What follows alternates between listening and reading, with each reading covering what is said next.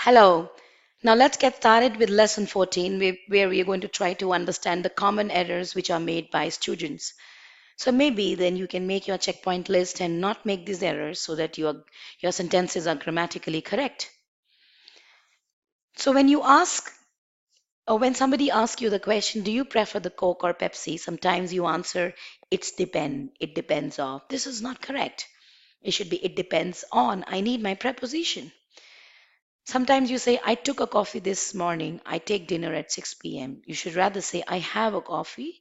I have my dinner at 6 p.m. I use it for go to work. Now, for is used for duration, for 3 years. So it doesn't work here. I use it to go to work. Similarly, I need glasses for read. So as I said, for is for duration, for 5 minutes, for 1 hour. So it should be, I need glasses to read. She ran to catch the bus. These are the sentences with infinitives, which is to. I use it to go to work. I'm exciting about this. No, you cannot write. I'm exciting about this. He's interesting in music. I feel so boring. I feel so bored. I am excited. I am interested. My family has dog. So you cannot put this without an article. If it's a single dog, it has to be has a dog. I like to drink a water. You cannot count water. It is uncountable. We have to leave it without an article. I like to drink water. He is an intelligent. When I say an intelligent, I need something else. Something is missing. Either you just simply say he's intelligent, where intelligent is describing he, or you say he's an intelligent man. In this lesson, we will take a closer look at some common mistakes in the use of verbs. So as I've already mentioned in the lesson on tenses, that if you are giving a time period, you cannot use present continuous. You have to use present perfect continuous. He has been waiting for you since 10 o'clock and not he's waiting for you. The man has been sitting here for the last 2 hours and not the man is sitting here. We have been staying here since 1980. Now, I'm going to school by bus. So, as explained earlier, for simple present tense, if they're regular and repetitive action, you use simple present tense because present continuous is an ongoing action only for that moment. But this is a regular action. You go to school by bus every day.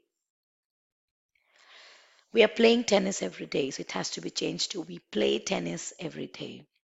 They discussed about the whole matter. So that discussion itself means that you're talking about.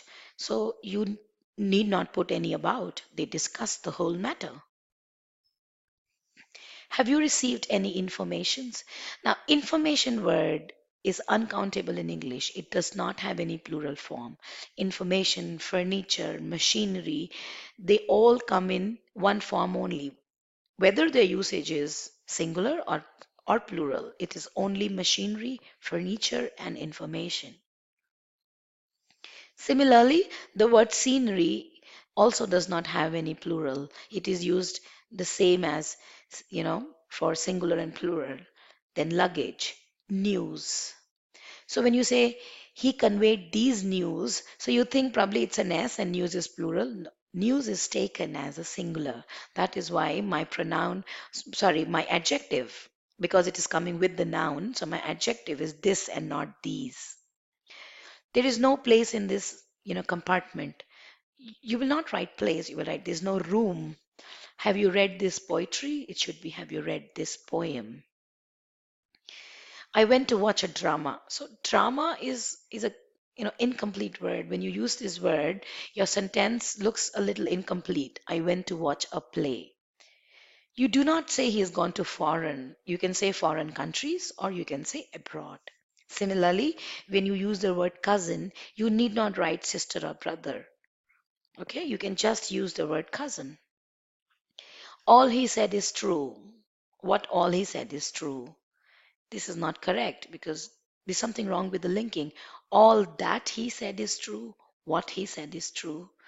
All can mean everything in the structure. All that, right? So when you say all he said is true, it's incomplete. All that means everything that he said is true. Suppose if you arrive late, you will miss the show. You cannot use two, suppose and if together. You can probably either use suppose or if. Suppose you arrive late, you will miss the show. If you arrive late, you will miss the show. She has not answered to me. You can say said to me, but you cannot say answered to me. She answered me the way it is. She told me. I asked a question to him. This is not, I mean, this is not commonly used. It is not a correct sentence. When ask is followed by two objects, the indirect object usually goes before the direct object, which means I will say, I asked him a question. This is not the way to approach to the problem. No, you cannot say approach to the problem. You just approach the problem. It comes in pairs, right? The verb approach can be directly followed by its object. So let us go by walk. So when I say by, it's um, I will reach your office by 2 p.m. or maybe. Um, but when you say walk, you need not say by walk. You can just say let us walk or let us go on foot, which means you're walking. He went to Bangkok and enjoyed very much. Enjoyed what? My noun is missing. So this whole sentence, which is a combination of two sentences, does not follow the parallel structure. He went to Bangkok and enjoyed our stay very much. Or we went to Bangkok and enjoyed ourselves very much. Both are correct. She's 35 years. This is wrong. 35 years what? She's 35 years old, or she's simply 35, which indicates you're only talking about the age. He has left smoking. So you can leave your book. You cannot leave smoking. You can only leave something that you can see. But yes, he has stopped smoking or he has given up smoking. Write your name with ink. You cannot write with ink because ink is inside the pen. Write your name in ink. We say in pen, in pencil, in ink. So it is high time she improves her behavior. So when I say it is high time, that means probably she has not been behaving nicely all the while. So you have to use the past tense. It's high time she improved her behavior. So whenever we use it's time, it's high time, we have to use a past tense to refer to the current present where probably you're trying to say that you've had enough.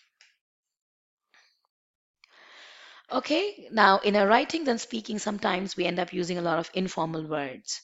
So especially in writing, we should replace them with, formal words like break down to collapse, over to at the end, whole to entire, talk into to, persuade, then blow up to explode, good looking to attractive. So I'm not saying good looking is a wrong word, but if you use the word attractive, it's a bit more formal and impressive. You can go through this list and you can then, make sure that you're a little careful while choosing the kind of words that you use. A few more words. Rich, wealthy. So instead of rich, you can use the word wealthy. Instead of sight, you can use the word vision. Instead of get, you can use the word obtain. Instead of point out, you can use the word indicate. So that's all about the application of whatever you've learned. And I've tried to sum up the kind of errors that people normally make. I hope this was useful.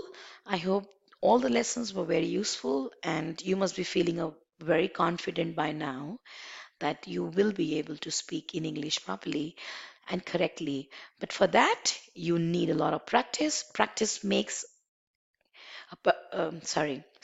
makes man perfect. Keep practicing and keep speaking in English, and you can always ping us for any queries on the email ID which is given on the slides. Thank you so much for your valuable time. Happy learning, and get started with your application on whatever you've learned towards a successful career in life. Thank you.